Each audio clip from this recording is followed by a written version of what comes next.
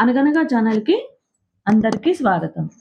పిల్లలు, ఇప్పుడు మనం చందమామ కథల నుంచి 'రామబంటు' అనే ఒక కథను వినేద్దాం. ఒక చిన్న కొండ మీద రాముల వారి గుడి ఉంటుంది. గుడి చుట్టూ కోతులుంటాయి. ఆ కోతులకు రామభక్తుడైన హనుమంతుడి అంశ అంతో ఇంతో ఉంటుందని భావిస్తుంటారు భక్తులందరూ. ఇంక గుడికొచ్చినప్పుడల్లా వాటికి అరటిపళ్ళు, వేరుశనగలు ఇంకా అలాంటివన్నీ పెడుతుంటారు. ఒక రోజున కపిలుడు అనేవాడు తన తల్లిదండ్రులతో కలిసి ఆ రామాలయానికొస్తాడు. కపిలుడి తల్లిదండ్రుల ఆస్తిని దాయాదులు అన్యాయంగా కాజేస్తారనమాట. న్యాయాధికారికి చెప్దామంటే ఆయన దర్శనం దొరకదు. న్యాయాధికారి ఇంటి చుట్టూ ఉన్న భటులు కపిలుడి తల్లిదండ్రులు దాయాదుల నుంచి బాగా లంచం తీసుకుంటారు. అంతకంటే ఎక్కువ ఇస్తేనే భటులు వారికి న్యాయాధికారి దర్శనం ఇప్పిస్తామని చెప్తారు. ఇంకంత డబ్బు లేక, ఎవరి సహాయమూ అందక వాళ్ళు పాపం చాలా కష్టపడుతుంటారనమాట. ఇంక వాళ్ళు ఈ శ్రీరాముడిని ప్రార్థించడానికి గుడికొస్తారు. ప్రార్థనయ్యాక వారు బయటకు వచ్చి తమ చుట్టూ చేరిన గోతులకు గింజలు, అరటిపళ్ళు అవన్నీ పెడుతుంటారు. కపిలుడి దగ్గర ఒక అరటిపండుంటుంది. కానీ అతడు దాన్ని కోతి మొక్కకు ఇవ్వడనమాట.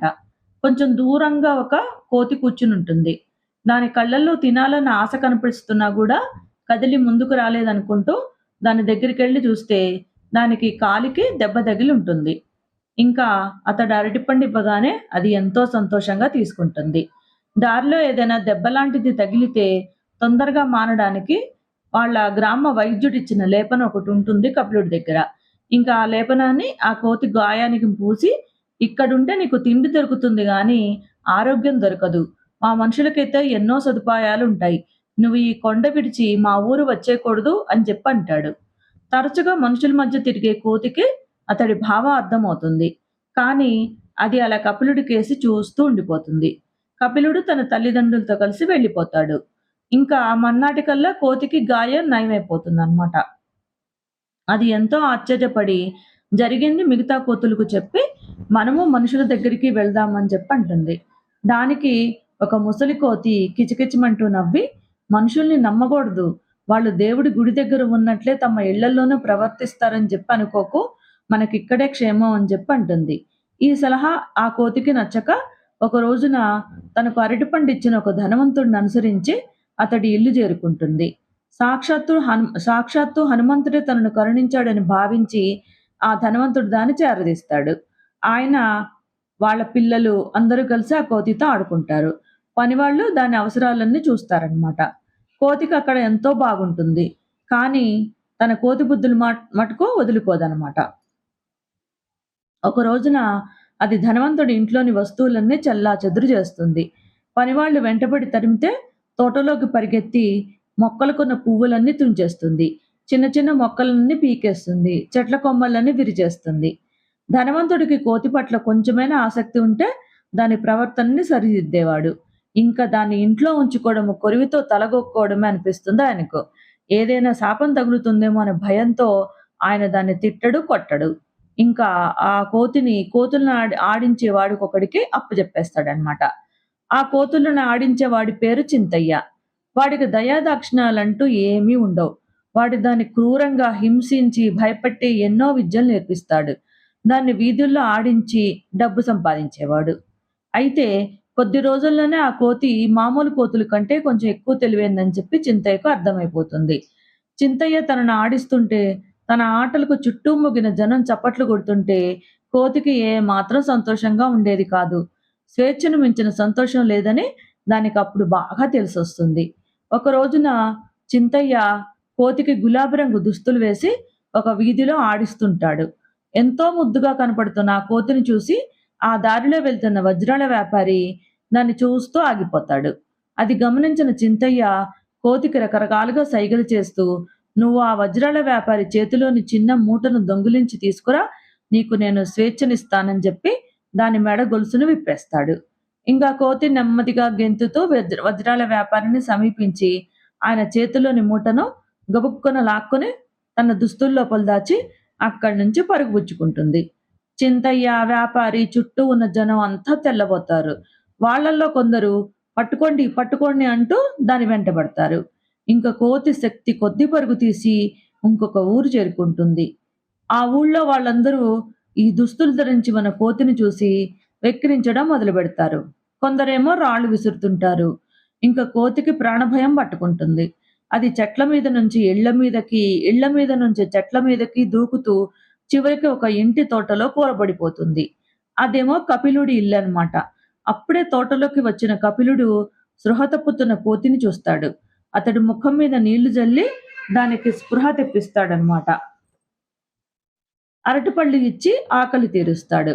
ఇంకా ఆ సరికి కోతి అతన్ని గుర్తుపట్టి తన కాలు చూపిస్తుంది.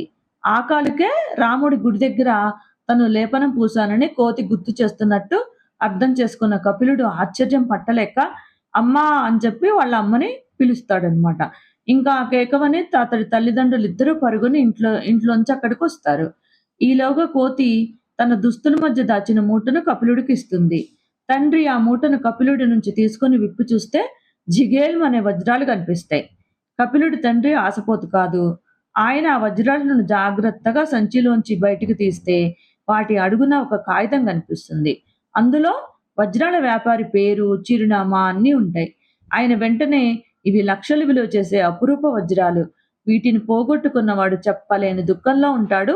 నేను తక్షణం బయలుదేరి వెళ్లి వీటిని చిరునామాదారుకు అందజేస్తాను అంటూ అప్పటికప్పుడే పట్టణానికి ప్రయాణం గడతాడు. పట్నంలో వజ్రాల వ్యాపారి తన వజ్రాల మీద ఇంకా ఆశ వదులుకుంటాడనమాట.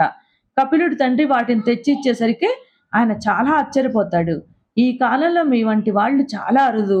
నా వల్ల మీకే సహాయం కావాలన్నా నిస్సంకోచంగా అడగండి" అని చెప్పి అంటాడు. కపిలుడి తండ్రి తానున్న చిక్కు పరిస్థితుల గురించి చెప్తాడు. వజ్రాల వ్యాపారి వెంటనే "అయ్యో! ఆ న్యాయాధికారి నాకు మంచి స్నేహితుడు.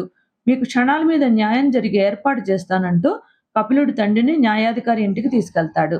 తన ఇంటి కాపలా భటులు లంచగొండులుగా మారారన్న విషయం రుజువవగానే న్యాయాధికారి వాళ్ళని పని నుంచి తొలగించి కపిలుడి తండ్రికి అతడి దాయాదుల నుంచి తిరిగి ఆస్తిని ఇప్పించేందుకు గట్టి ఏర్పాట్లన్నీ చేస్తాడనమాట. ఇంకా పట్టరాని సంతోషంతో ఇంటికి తిరిగొచ్చిన తండ్రి నుంచి జరిగింది విన్న కపిలుడు, నాన్నా, మనకి కోతి వల్లనే ఆస్తిపాస్తులన్నీ తిరిగి లభించాయి. దీన్ని మనం పెంచుకుందాం అని చెప్పి అంటాడు. తప్పు బాబు, మనకెంతో మేలు చేసిన ఈ కోతి స్వేచ్ఛను మనం హరించాలనుకోకూడదు అని చెప్పి అంటాడు కపిలుడి తండ్రి. ఇంక కపిలుడు నిస్సహాయంగా కోతి వంక చూస్తాడు. అది సైగలతో కపిలుడి తండ్రిని మెచ్చుకుంటుంది. అది మరి అనుభవాల ద్వారా బతుకును గురించిన పాఠాలు నేర్చుకుందిగా కోతి కూడా. ఇంకా వారం తర్వాత కపిలుడి కుటుంబము ఆ కోతిని కొండ మీద రాముడి గుడికి తీసుకెళ్ళి అక్కడ విడిచిపెడతారు. తమను కష్టాల నుంచి గట్టెక్కించినందుకు శ్రీరాముడికి పూజలు చేసి తమ భక్తిని వెల్లడించుకుంటారు. ఇంకా అప్పటి నుంచి కపిలుడి కుటుంబం ప్రతి సంవత్సరం రాముడి గుడికి వెళ్తుండేవాళ్ళనమాట. తల్లిదండ్రులేమో రాముడి దర్శనం కోసమైతే, ఈ కపిలుడు మాత్రము రాముడి కంటే మిన్నగా తన రామమంటును చూడాలనే వెళ్తుండేవాడనమాట. అంతేగాదు, ఎవరైనా చిన్న పిల్లలు కోతులపై రాళ్ళు విసురుతుంటే చూసి, "ఒరేయ్! అలా కోతులపై రాళ్ళు విసరకండ్రా! ఆదరిస్తే అవి మనకు వజ్రాలు గూడా తెచ్చివ్వగలవు" అని తన కథను గూడా చెప్తూ ఉండేవాడనమాట. కథ కంచికి మనమింటికి. నచ్చితే లైక్ చేయండి, షేర్ చేయండి, సబ్స్క్రైబ్ చేయండి.